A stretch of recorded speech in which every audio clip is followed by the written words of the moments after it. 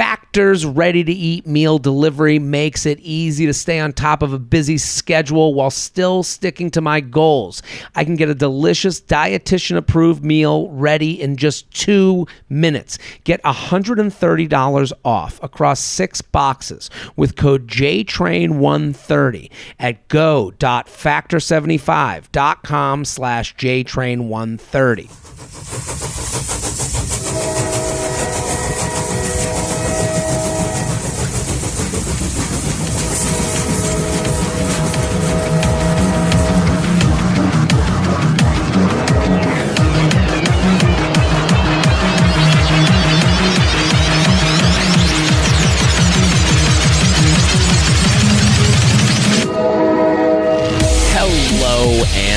Welcome to the JTrain podcast. This is JTrain, Jared Freid, coming live from the West Village of Manhattan. We're here every Monday with your emails, your stories, your questions. I say it every episode. Let me say it again. Thank you. Thank you for being a listener. Thank you for telling a friend. That's how it all works.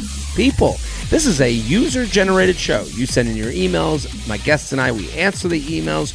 You tell your friends, your coworkers, your brothers, your sisters, your mamas, your papas, anyone with ears. We'll take the earless community as well.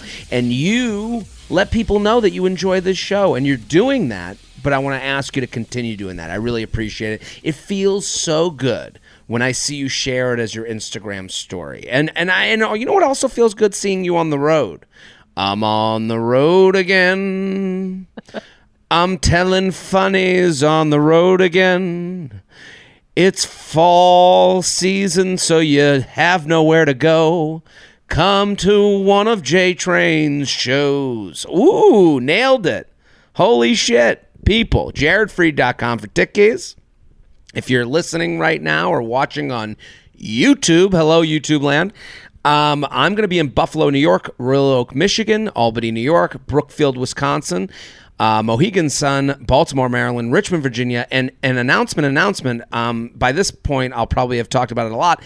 Boston, Mass, the Wilbur Theater. I'm going to be doing a theater. So people, jaredfreid.com for tickets. The show is ready, and it's funny, and you're going to love it, and it's stand-up, and it's great. So come on out, assemble the group chat. So get that group chat together, those people, those OKPs in your life, original key players. Get them together, bring them, get them to the table. They'll be like, who? Who's he? What? Is he funny? I'll back you up. It's a lot of pressure on you. I agree. You're bringing them to some podcast or comedian show who yells at The Bachelor sometimes. I know. Trust me. Trust Papa JT. I'll hold you to my nape and cuddle you in my arms. Very excited about today's guest. First timer on the show. I am a fan, longtime fan. I've been watching this person on my TV, and it's so amazing to have them here right now. Michelle Beadle, thank you for coming on. Hello. So wait, is doing a theater, is that different than doing like a comedy club? What's the difference? Definitely more people, one. Okay. Two, you have to really, it's like a Broadway show. You got to really play to the rafters. Ooh. And, in a comedy club, there's this element of like, you talk to people in the crowd. And right. In a theater, you kind of have to have like a big show to put on. I think it's intimate, but less than a comedy club is a different experience all itself. You know what I mean? Yeah. Like, no, I never thought about it that way. I was like, I never thought they were different. But yeah, now you're saying it, it actually makes sense. When I see someone in a theater go into the crowd, like be like, hey, where are you from? I'm like, oh, they don't have a show. Oh, no. Okay, now I'm going to remember that. But that's why you go to a comedy club to like work things out, Comics go to the club to work things out for the special. They want to. Yeah. And so there's a lot. You're watching a rough draft in motion, that's kind of the fun part. That's why, that's why all these comics are putting out videos of them talking with the crowd on Reels and TikTok, because those things do happen in a live stand-up performance. Yeah. But in a theater, it's closer to, me, belting out and doing, opera singing. But enough about me. That's awesome. Okay. Oh, yeah. I learned that I'm today. very excited. I mean, but also like back in a certain time, there weren't a lot of comics that did theater. So I'm like very much. That's cool. It is very nice. This audience Classy. is very, very classy. That's Very me, Jared Classy Freid. Michelle Beadle, I'm so excited to have you here. I'm a huge fan. I've been on your podcast, and Yes. we've met through the interwebs of sorts. How are you? What's going on? Where are you coming from? I'm good. I'm in a closet in San Antonio, Texas, and yeah, it's just. I mean, you say it's fall, but it's still 98 degrees and humid outside. So. How long does it stay 98 degrees? When does the season change in San Antonio? I mean, well, I wouldn't say that the seasons necessarily ever change, but it'll be hot, and then one day it will be freezing, and then it will be hot again. So there's just no warning to it. It happens. Are you from there? I grew up here, but I hate the heat. So that's the irony. So why am I back here? Right. But the heat's my least favorite. Like, I'll take New York cold over Texas heat every single time. Yeah. I guess because you can always layer up, there's Exactly. options in cold. Yep. Now, you're in San Antonio. We were going to talk about this, but I was like, I want to do a podcast called Save it for the pod. Right. That's what I want to call the podcast. Save it for the Yes. pod, where you start conversations and then you abruptly end them. I would and love move on to the do next that. conversation. I wanted to do that, but then people were like, "Well, are you already recording?" And some people get real uneasy with it. So I was like, "All right, Right. it's not going to work." Being recorded. I mean, in this day and age. So Right. I thought San Antonio was underrated. How would comparatively to the other Texas towns? I was like, I loved it so much. I loved the Pearl, the brewery. I went. Oh, yeah. You have the most beautiful hotel in maybe the country. What's that hotel called? The Emma. The Emma. I stayed Love. there. It is. Yep. That might be the best hotel I've ever stayed in. It's like, so truth be told, none of this was here when I lived here, but it's been over 20 years since I was back. So I will say, I think most people are like, I'm never going to live in my hometown. And I get that. And I was one of them, but it's a different town now. The restaurant scene is taking a complete 180. Like you mentioned, that Pearl area and the Emma, to me, the Emma Hotel is just perfect. The food's good. It's just a vibe, right? I love it. I mean, that is like something where I'd be like, how does not, like, everyone in Texas should do a weekend there, like as like a special weekend, like it is. And then the people there, I think they have the best. Dallas is trying. To me, this is my outsider's perspective. I want to hear this. I'll see if I'm right. If I'm right on it. Dallas is like the trying to be New York too much. Okay. They're trying to let people know how we are. They want to be included in the New York, Chicago, LA conversation. They're very much trying. They want that.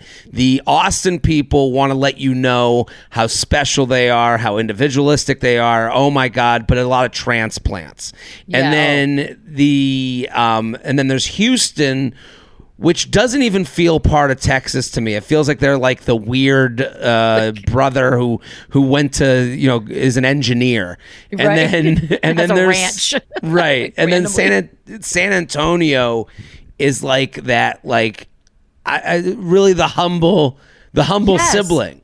Oh, that's actually, I like that. See, I had Dallas but this was before everyone from Los Angeles moved to Austin. But for me, Dallas always felt like they were trying to be like an LA light. They would put the red velvet ropes up, and you'd see like mother-daughter boob job, weird combos. Like, it was just very like, who are you? Right. And now Austin is basically Los Angeles light because they've all moved there. And that's what's happened here. But yeah, I like the San Antonio thing. That actually makes sense to me. I buy that. And people there were just cool. They were fun. Yeah. It was a good place to do comedy. I enjoyed San Antonio in a way that I didn't really think I would. And so, but I mean, I used to watch you on ESPN, and now you're back in San Antonio and you're doing something very cool. I want people to go check it out. F1. Have you always? F1 is in vogue. It's in. I was literally in the West Village of Manhattan. I'm on Hudson the other day. I heard two young women talking F1. I love it so much. Look, I think they said other than pickleball, it's the fastest growing sport, like, to be watched. People are interested. It's all because of Netflix. Like I'm not even going to sit here and pretend like I was watching F1 before Netflix Drive to Survive, because I wasn't. I think the most of us weren't. As Americans, we tend to sort of, that's not ours, so we don't care. And I was one of those. And so then I watched that series and I bought in wholeheartedly. It's sexy, it's fast. There are only 10 teams, 20 drivers. So as far as having to learn a new sport, that part's not hard. I think a lot of the technical stuff is a learning process, but everyone I've talked to is like new fans, other than my mom and my brother. They've been watching for quite some time. So it is awesome. And we're doing this thing with Amazon AMP. They have an app called AMP that's slowly growing. Like, whatever. You can download it on your phone.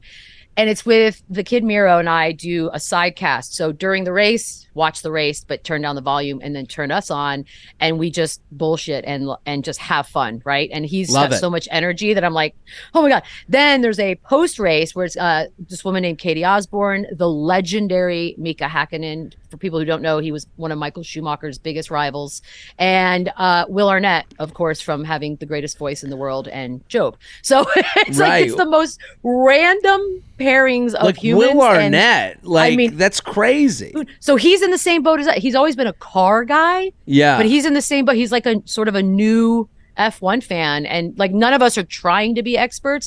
I think Mika obviously is a legend, and Katie comes from a motorsports background. Mm-hmm. Other than that, we're learning every day, and it's just goofy and fun, and I get to do something I was already doing anyway. So thank you. See, I think this is great. And also, the worst thing about something that the worst type of person that comes into something that's become fashionable is the one that's like, oh, I've been here forever, when they're lying. Yes. To hear you say, I'm new here. I'm the one going to be asking the questions for you that you might be too embarrassed to ask. I'm in the position of new fan, love it, here to learn, here to be a ball. That's what we want. We want to watch this, new thing to us. Yeah, well, and the thing about it is you can literally call us in. If you hit a button on your phone and boom, done.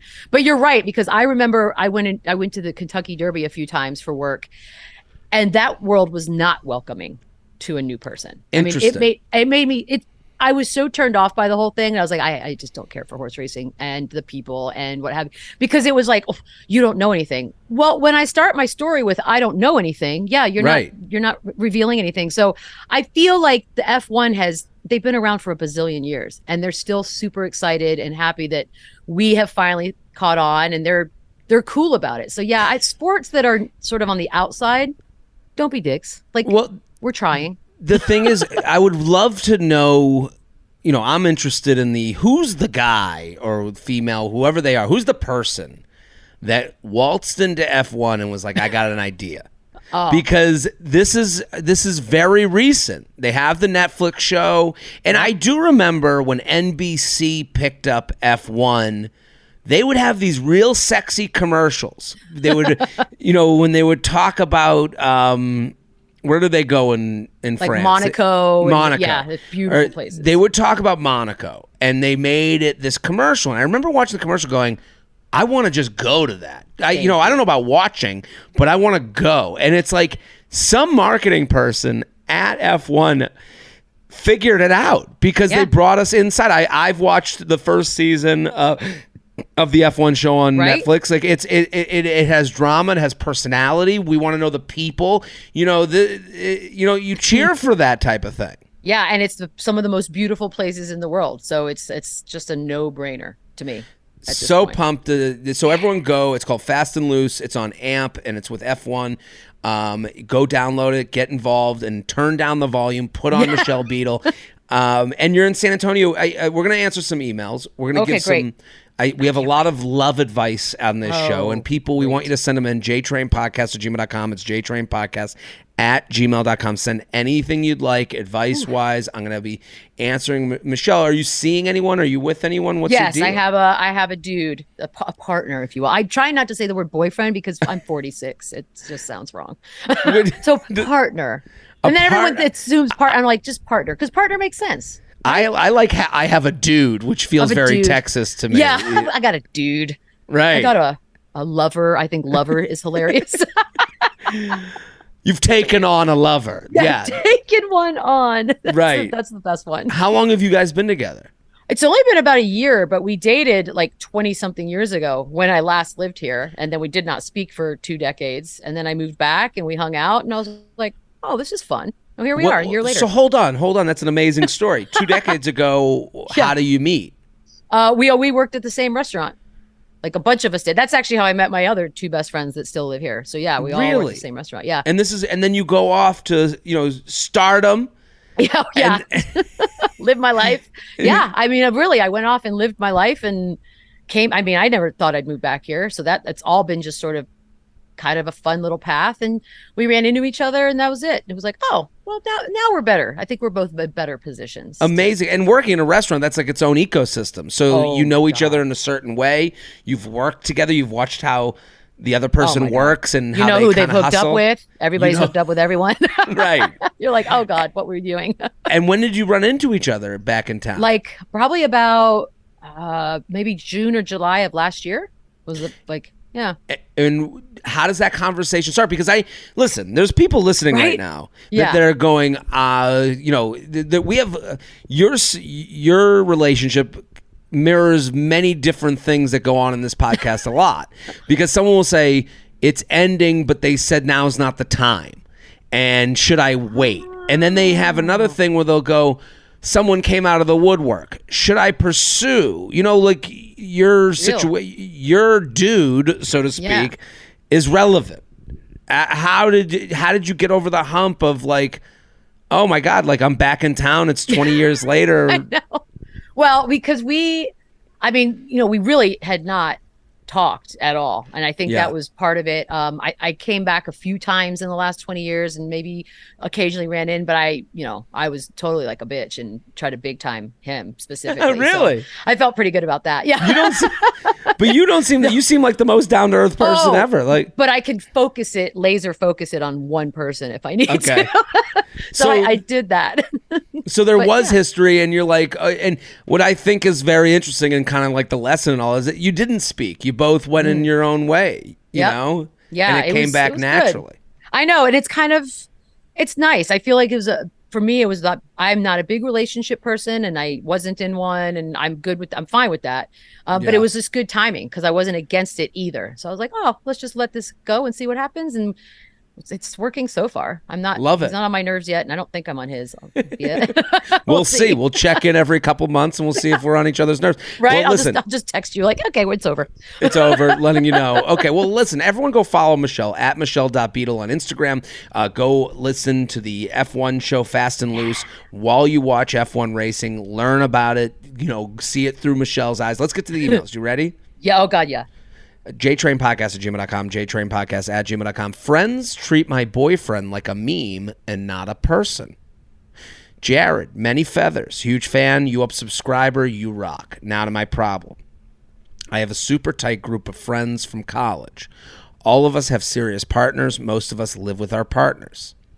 But I often feel like I'm the only one who gets shaded for making any type of decision that prioritizes my partner.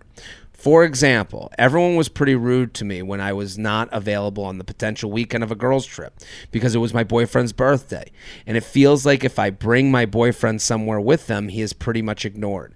And if he voices any opinion or desire that he is not in line with what the group wants, everyone acts like he is overstepping / being annoying.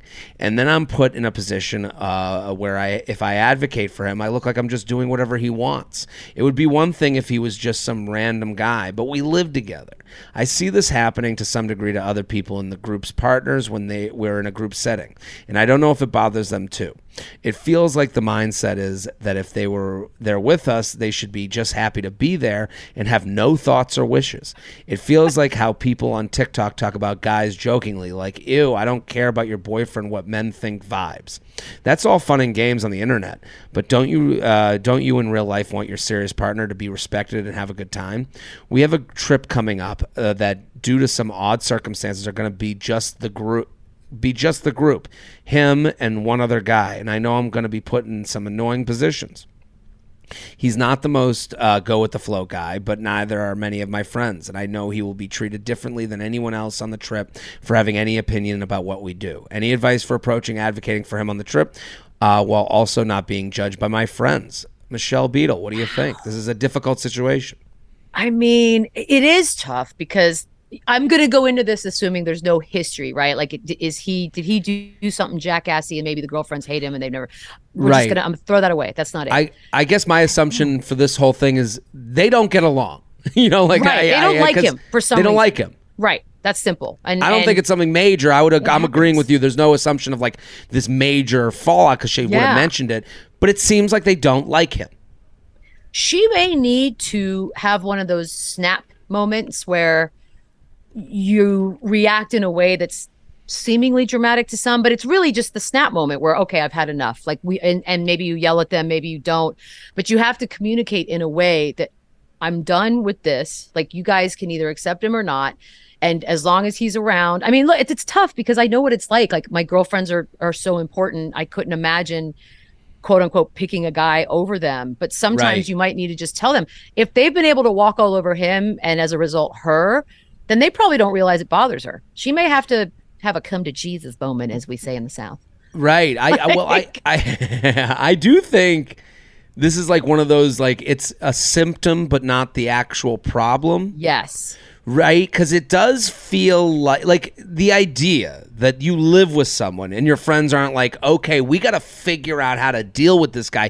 Like, to me, the only reason to act like this is because they still think he should be gotten rid of. Right. They're not sold. Like, when you get to the point where you're living with someone, hey, Hayes in the barn. Like, it's right. Things are done here. So we need to figure out how to make this situation works. And when someone doesn't do that, you have to assume that there has been talks. Like, oh yeah, there have been talks amongst these other friends going, we don't like him for her. We don't. And again, the truth is somewhere in the middle. I'll take a line she wrote in the email. She wrote, "He's not the most go with the flow guy." Yeah, I wonder what that means. That is a very important line in this email, because she's writing this as pleasantly as it's ever going to be written about her boyfriend. So, right? When someone's like, yeah, my husband's not most go with the flow, I'm like, oh, this guy's a piece of fucking shit. Right? He's like, he doesn't like everyone. It turns out he's a racist, like hates children, kicks dogs. You're like, what? He's the worst person right. in the world. He's yelling at daffodils. Yeah. So yeah, you're right. That was the nicest. And go with the flow. God, it's such a weird thing to describe, especially like a man. Like, what is he not going with the flow with? Yeah, this is a tricky one. And if no one else likes him, that to me is the key. It's one thing if one of my friends doesn't. None of them do. So well, and that's where you go, okay, now we have like oil and water, because you go, if he's not the most go with the flow and they all don't like him, now he's gonna, and he feels that, now he's gonna go against anything they say. Right. They're gonna go against anything he says, and they're going on this trip together. I think you're right. I think you have to pull aside, not a snap in public moment, but you have to have, if it's about, like, I think these things never get figured out if you're like, why don't you want to go get ice cream? And then he's like, I just don't like ice cream. And they're like, I love ice cream. And then you go and you start fighting about ice cream. Yep. You're ignoring the actual root of the issue, which is these friends don't like your boyfriend, and you and this. Why? Just ask him why. What's the problem? Why don't you guys like him? Right. What did he do? What is it? Right, and then they can deny it, and you go, well, I have Exhibit A, Exhibit B, Exhibit C, where you could have chosen to take an easier route. For me, your friend who has to live with this person that you guys are not being easy with. So why are you making my life difficult in Exhibit A, Exhibit B, Exhibit C? The times. No, you're right. And I will say this, because I had this in a personal experiences. We had a friend who had a dude, and neither one of us likes him, or we didn't like him, whatever. And it was one of those things where, like, well, we think she could find someone better for her. What happened, though, after years and years and years, was we both had to be honest with each other. And for a second, we were like, do you think actually we were overestimating what our friend either wanted or not deserved, but is suited for in real life? And it comes to find out, we were like, no, they're actually better off for each other than we thought. It's like we have these ideas of what our friend should have, when in reality, that's not who our friend is or what they're interested in. And so that was a realization, like, oh, maybe we were asses. I mean, I still stand by it, but maybe we were asses. Well, also, are you still close with this friend, or do you hang out with them as much? Yeah, but she never, by the way, and this is why I think you're right in that you need to just confront them and be like, why? Because she's never, to this day, has never brought it up. And she's the weaker of the personalities, like, and I get that. It's a little weird, but it would have been kind of an amazing moment if she'd been like, all right, I'm not stupid. What is the problem? What is it? And never once. Not well, once. this is it's sad in a sense that like your friend probably hasn't come to you guys because it might lose the friendship. She values the friendship so much because confronting you guys would be like, okay, I have to hear things that I couldn't unhear, and I couldn't be around all three of you, my significant other and my two friends, knowing the information that I do. And I think that's the thing that needs to be warned of this person is like the group, my dad used to always say this. My dad would, and it sounds very negative, and I always thought it was funny that this was his big lesson. Oh, no. But he was like, my dad would always be like, it's not the family. The family's always going to be good. It's who they marry that tells the family how much they're getting fucked by the other family members. Jesus. And he's like, wow, Dad, thank you for that. Right. Well, and when you think about it, I've had, significant others. I've been in relationships, and, you go to your family dinner and they go, and then you go home with your significant, and they go, is that how they talk to you? And you go, well, yeah, that's kind of the dynamic. That's how this whole thing works. And they go, well, I mean, that whole thing was like wild. And you're like, yeah, but that's how we've come to like, this is how language. Right. And this is every family's crazy and dysfunctional. Every family, no one's beyond dysfunction. Everyone. Yeah. So we all kind of figure out these maybe unhealthy ways to like fit together as puzzle pieces. And then you have someone new come in and they go, boy, they're all, fucking you. Yeah. And you go, well, and then sometimes people go, well, maybe I am getting fucked. And then it begins. So this is kind of the moment for you and your friends where you might lose a couple friends. They might look at you and go, we think you can do better. And you go, I don't even know what that means. That's insulting. This could be the end of the friendships. It could be why the friendship is good. But if they can't respect that you're living with someone, that's big. Then you might then their issue might be too much for you to stay with it, or they might show you something in your relationship that maybe you need to leave. I don't know what it's going to be. Exactly. I think just be transparent and open. I mean, you'll never miss if you do that. You might be uncomfortable or sad, but at least you said everything you needed to say and then deal with it later. It's almost here. Fall, autumn, pumpkin spice season. No matter what you call it, there's no better time to get warm near a solo stove. People, I can't encourage you to get the solo stove enough, because here's what it's going to do. It's going to extend your home. It's warm now. It's going to keep getting cooler. You want to establish an area of your yard, and the fall time, what a better time of year. There's no better time of year than the fall to set up a little corner of your yard, of your deck, of your roof, wherever it may be, and turn it into an entertaining space. People want to be outside. People want to be able to stay outside as long as they can, and the Solo Stove can make that happen. Upgrade your backyard with a Solo Stove fire pit and create story-worthy moments without the fireside fumes. Solo Stoves are constructed using beautiful stainless steel, specifically designed to regulate airflow and burn more efficiently. It's the perfect catalyst for getting outside and spending more time with your family and friends. That's the big part. Football season? Are you kidding me?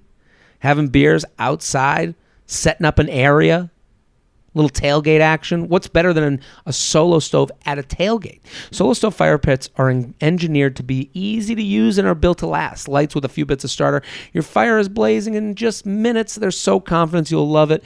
They offer a lifetime warranty and a 30-day free return policy. Prepare for your best outdoor memories yet and save big during the Solo Stove fall event. Plus, use promo code JTrain at solostove.com for an extra $10 off. That's $10 off.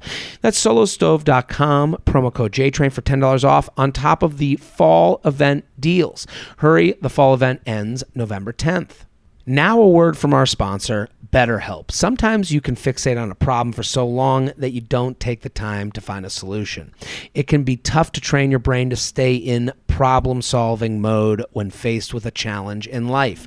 But when you learn how to find your own solutions, there's no better feeling. A therapist can help you become a better problem solver, making it easier to accomplish your goals, no matter how big or small. I gotta say, I love what BetterHelp offers. It's an opportunity. It's an opportunity to stick your toe in the water of professional therapy. I am a person that says I got to do something, then I Google, and then I give up on it. And I get down on myself. I say, oh, no, who are you going to go to? You don't even know anybody. What are you going to go into an office? No. BetterHelp makes it easier to try and start on a road that is good for you. BetterHelp is online therapy that offers video, phone, and chat therapy sessions. You can choose to not see anyone on camera. That's amazing. So it's about making you feel as comfortable as possible. It's much more affordable than in-person therapy because they've gotten rid of the offices, the waiting rooms, all that stuff. When you want to be a better problem solver, therapy can get you there. Visit BetterHelp.com/JTrain today to get 10% off your first month. That's BetterHelp.com/JTrain. JTrain podcast at gmail.com, JTrain podcast at gmail.com. We're here with Michelle Beadle at Michelle.Beadle on Instagram. Go follow. Fantastic. Go. AMP. It is with F1. Yeah. She's simulcasting. That's what they call it. A simulcast at the same time. Don't kiss me, baby, one more time. Oh, my. Jared. All the feathering to you and yours. High shelves. Long email ahead. Okay, get ready. Buckle up, Michelle. Okay. I recently started going out with this guy I matched with. Let's call him John. We exchanged numbers and texted for about a month before actually meeting due to valid scheduling reasons, work, travel, and I've been loving the conversation and texting chemistry. When we finally met, I enjoyed the date but wasn't as physically attracted as I had hoped. From what I've seen, he's an incredible guy, and I could definitely see myself building something real with him, so I'm willing to give it more time and dates to see if the physical chemistry can build with emotional intimacy. On date number 2, he went in for the kiss. He clearly thought it was great and that his line was good. It wasn't, which was endearing but not sexy. Again, I think physical intimacy can build, so I want to keep seeing him to see where it can go. And we'll suggest a romantic place for our next date to help, but here's my problem. We've gone on 2 very brief dates since then, and each time now he kisses me hello, with a quick peck, no less. I think if I was more physically attracted to him, maybe I wouldn't care, but generally speaking, it's weird for me to kiss someone hello I just started dating, especially if that intimacy/understanding isn't there yet. Is he just ahead of me feelings-wise, so it seems normal to him? Do I, or maybe it's normal thing and I'm weird. I'm the weird one. Regardless, I'm not a fan. So here's my question. How do I say please stop in a nice way without hurting his feelings? I would much rather a hug and a hello than a kiss when it's a natural flow moment. But this is a quick, dry peck hello that makes me feel like we've been married 50 years and I don't want any part of it. What do you think, Michelle Beadle? How do you say hello to to someone on a first date? Oh, well, yeah, there would be no kiss. No, a hug. It's weird. Yeah, Fine. a hug. And I'm not even a big hug. Like, I kind of feel this person's energy, like what she's talking about, because it's also tough when you're not like wowed or passionate about it. You don't want to rip their clothes off. You have to, and women, I think sometimes there's the slow burn and sometimes there's an immediate. I tend to be more of a slow burn person. Like there has to be something that builds for me to look at them in that particular way. But it's the trick here, though, because as we know, men's egos are very sensitive. Right. This isn't as simple as just like, hey, man, like I'm not a big kiss guy. Like, can you stop doing it? Because it will hurt his feelings and he may shrivel and go away. So it's a very tricky situation. That being said, I don't think there's an alternative, because if you move your head, those are actually worse than if you just say, I really like you. I enjoy spending time with you. I tend to be someone who needs to kind of ease into things, and maybe you're not that way, because everyone's weird and about passion, about touchy-feely stuff. Again, honesty. It's so boring, but I feel like honesty might be the only option here. To take her side even more, whether you're touchy-feely or not, this is weird.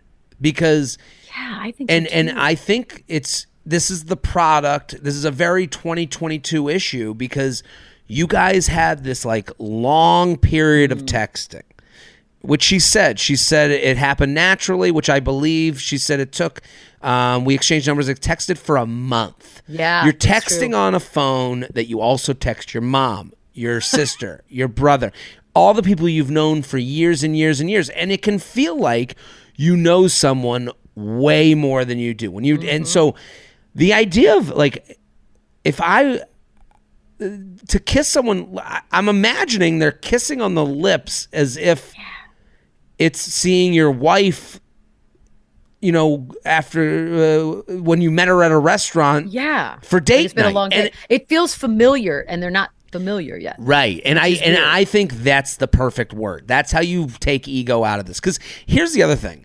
She's giving this guy a chance. Right. She's giving him all the chances in the world. I would warn her that he is not giving you a chance. He is in. He is, men don't go on dates that their penis don't want to go on. Okay? Yeah. When it's the a waste dog, of time. What am I doing here? What are we doing here? The penis is sitting there like, come on, move it along already. When the dog's on a leash and they're like, come on, we got to go for a walk. That's the penis. That's the penis. Because guys are on dates because they're attracted. So my warning to her is, all the chances in the world, he is giving you no chance. That's why he's familiar. He's giving you that kiss. So the familiar thing, I think, is a great word because sometimes it's about languaging. Like, hey, I got to tell you, like, and I think it's like what you do is you go on the next date and you give that peck. And then you just say, and then you go, hey. And again, she doesn't have to, but this is a strategy. And then she says, hey, I know we're doing kisses, hellos. It's so much more familiar than I'm ready for. Perfect. And that's it. Can we do a hug?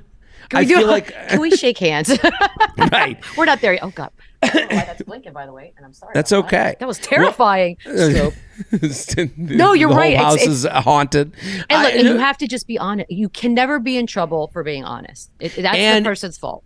It's going to hurt for a second, and he'll feel awkward, and then you can joke around. It's like, I just feel like I'm your wife of 30 years. We haven't gotten there yet. And I if we want to let him off the hook, which I'm not like, I give most people benefit of the doubt, and I know women give men a lot of benefit of the doubt, especially on the ego stuff. I know that for a fact. I'm not apologizing for this guy, but it does feel like he is, faking familiarity. He may believe in that familiarity, but you have to protect yourself because you are still going, I'm not sure, and he's walking in being like, and he's all in. Right, and so he is very sure, and quote unquote cocksure, So I think if you just say, hey, the word familiar is like, to me, the nicest way to put it. Hey, I think so. That's so familiar. I feel like we're a husband and wife, and I'm just not there yet. Can we do some hugs in the beginning? Can we do right?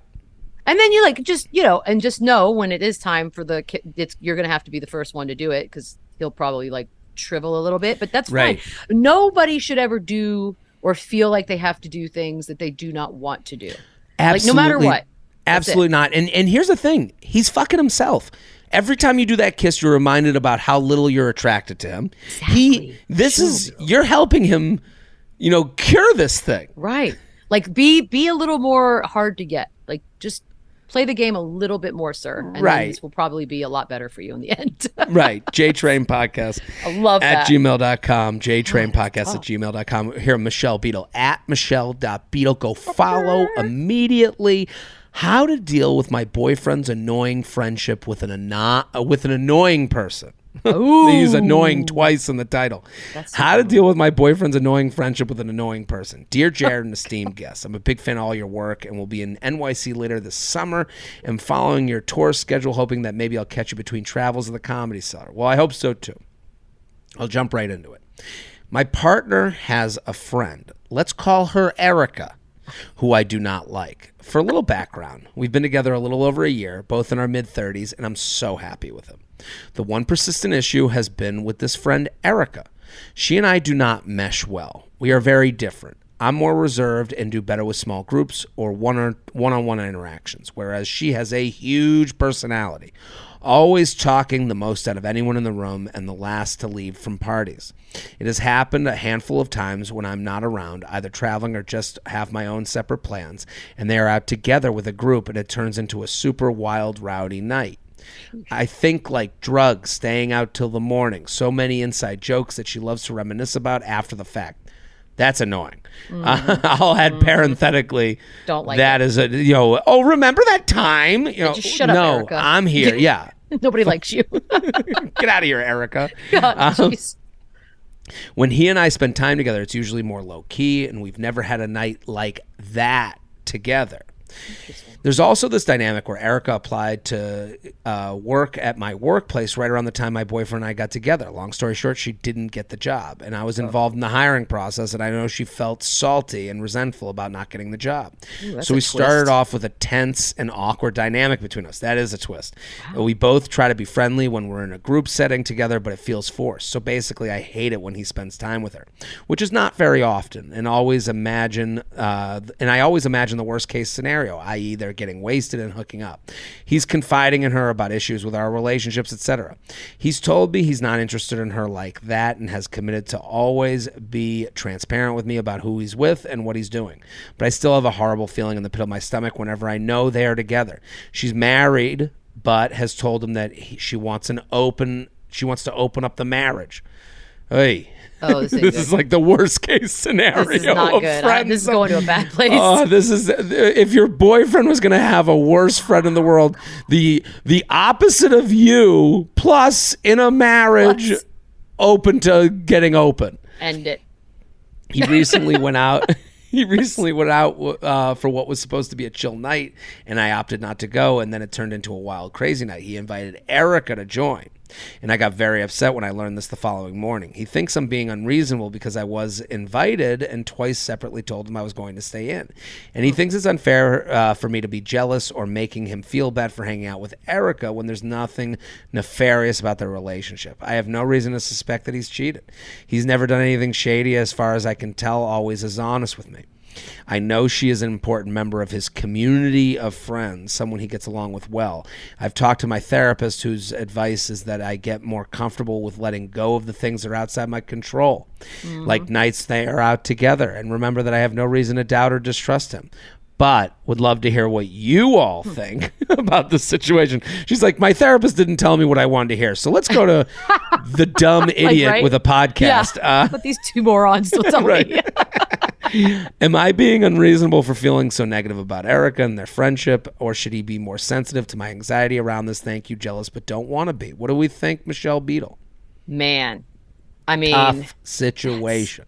Yeah, I'm trying to relate to it. I've been in those types of situations where it's the guy has like a really close girlfriend. It's not always the case, but you've been down that road where you're like, yeah, no, she's in love with you. And I'm not being like a crazy jealous person. I'm just telling you what it is. Oh, no. Come to find out a few years later, oh, yeah, you were right. Yeah, no shit, I was right. Right. And also, but you can't do anything. Like, and here's the thing. Sorry to interrupt, because I think you bring up a good point. Like, they're in love with them for a situation. Like, it's almost like they know they fill this void in their life, but they also never pursue it because they're like, I don't want the whole thing. Right. I want them, like, I want Erica during party hours, and she gets me this excitement that, that is a woman in a relationship that goes out and wants to talk about open relationship, probably talks about men, and probably it is different than anything he's ever experienced, but he also knows that's not the life for him.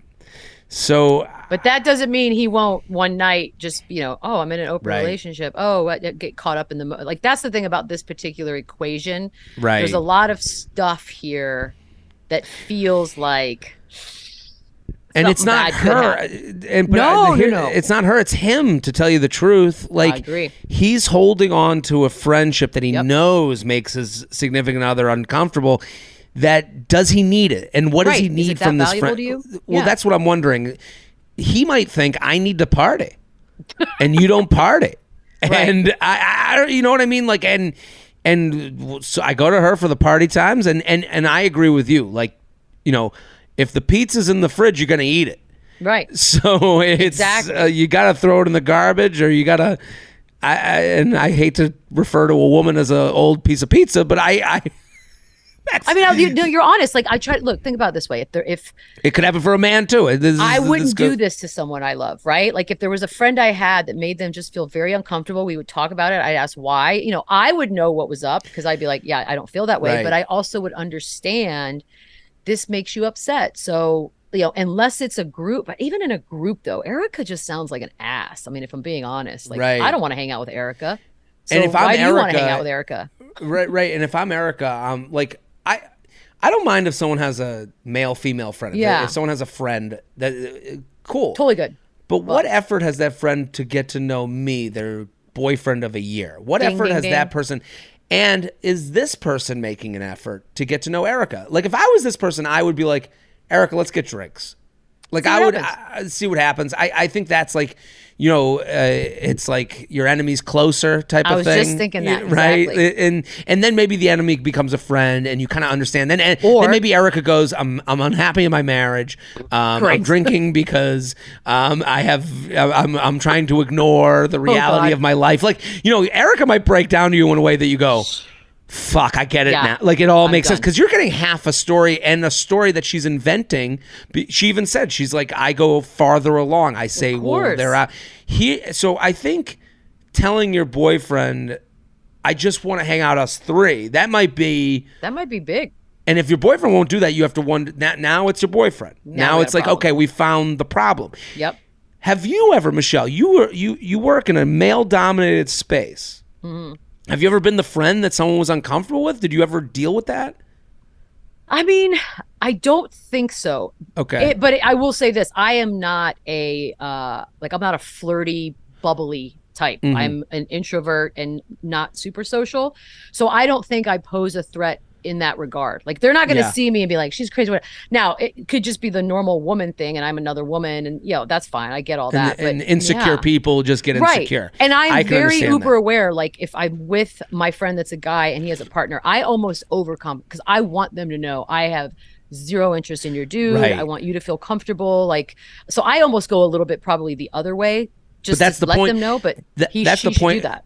But that's the point with Erica in this situation. Fucking Erica isn't even making. Erica sucks. This person's never written in this part, and it probably doesn't help with the job thing. It doesn't help that they had the. So what are the odds of that?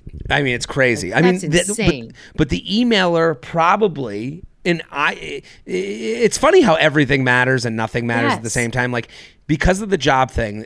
At the start of their relationship, they probably act cold with one another, probably awkward around one another, so they don't really make an attempt to get to know one another. This guy sits in the middle, doesn't make an attempt to make anything better or easier. I think this person needs to, and I listen, I'm not a therapist. Their therapist was gave, I'm sure, the professional advice, but there's a piece of me that goes, hey, the right answer, but there's a piece of me that goes, I would go to my boyfriend and be like, hey, I want to go out with you and Erica. Yep. Let's all do dinner. I like this. I need to get over this. It's me. Put it a little bit on you. Yep. And now you've put your boyfriend in the position of you've smoked him out, so to speak. Yep. Because if I was your boyfriend, I would go, fuck, and I had nothing to hide. I go, Erica, get the cocaine ready. Let's get rowdy.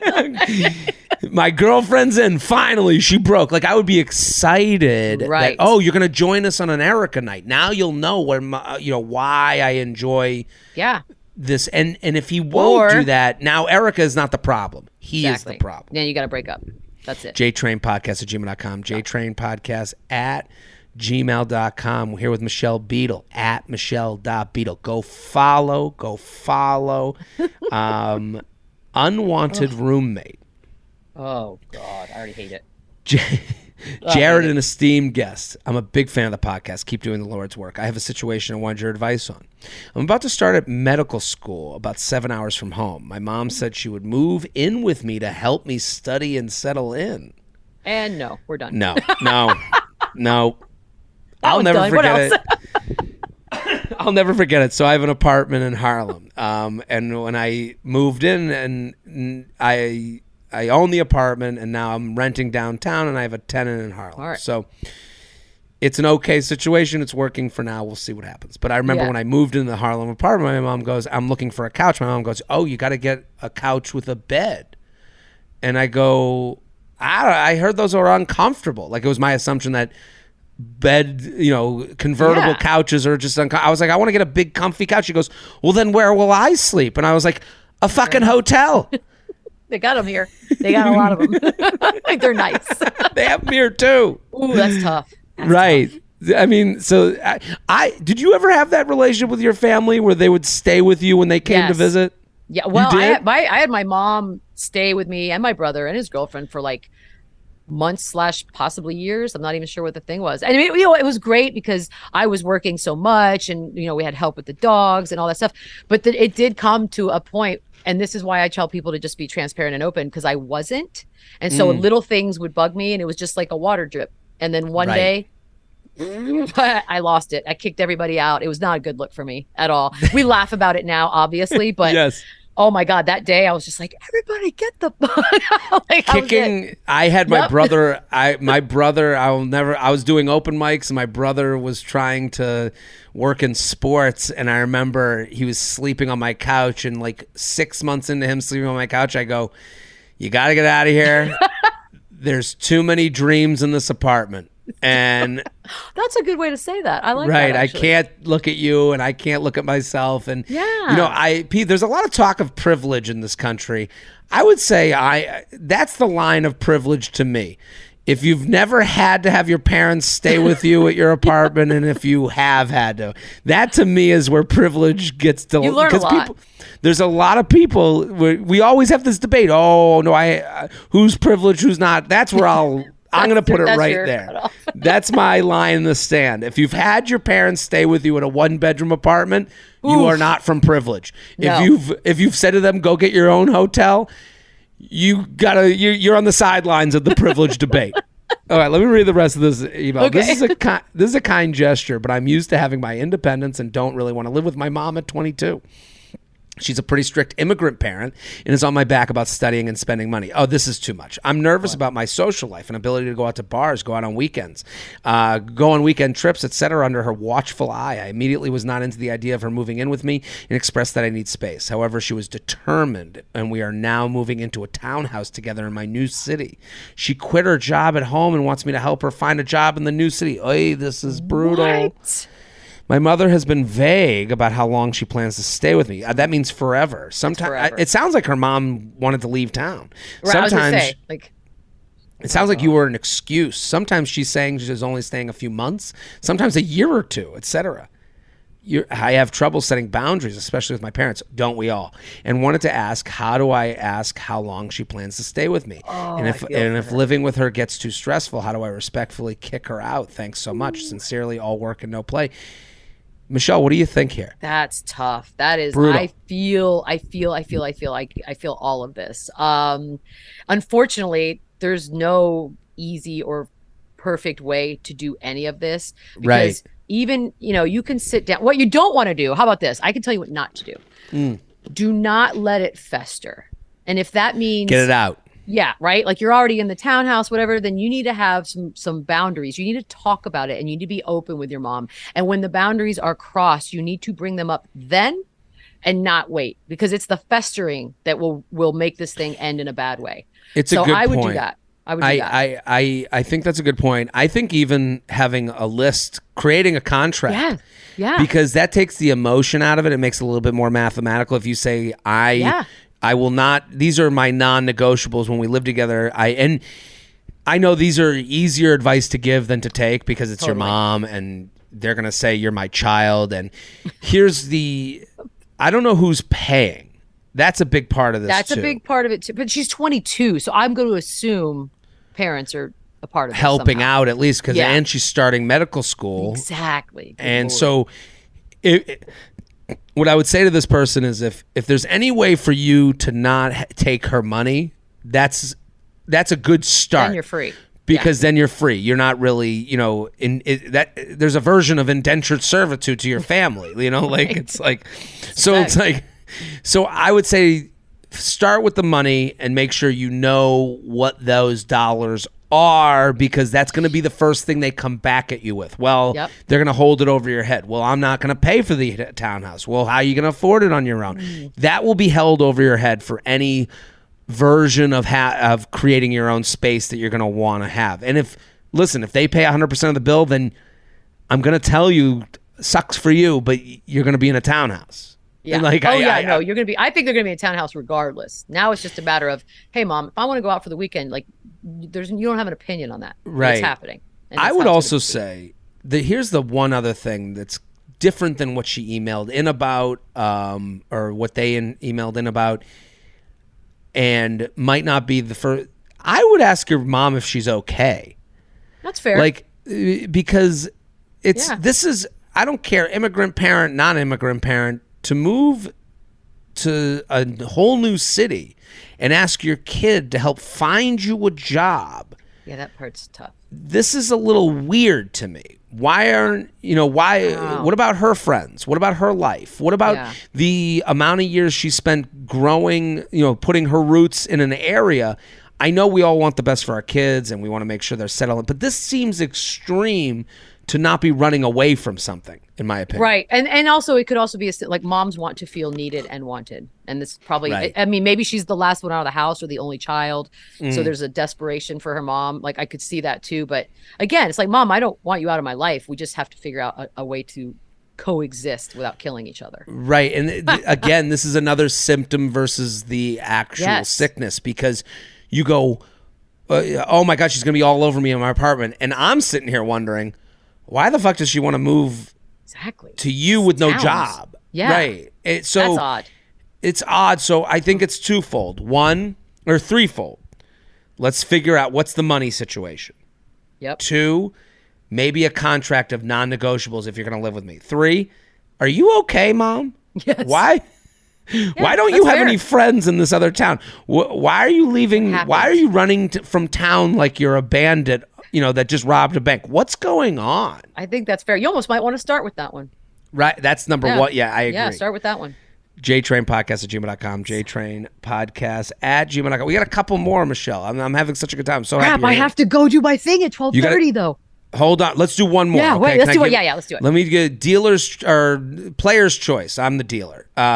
Ooh. Boyfriend working too much overtime, or help please breaking up with my live-in boyfriend of 5+ years. Oh, that one's tough. Okay, that one. Okay. Jared, love you in the pod. I'll get right to it. I want to break up with my boyfriend of 5+ years that I still love. I know this sounds weird, and you're probably going to say, well, if you loved him so much, you wouldn't dump him. I'm not going to say that, but let me explain.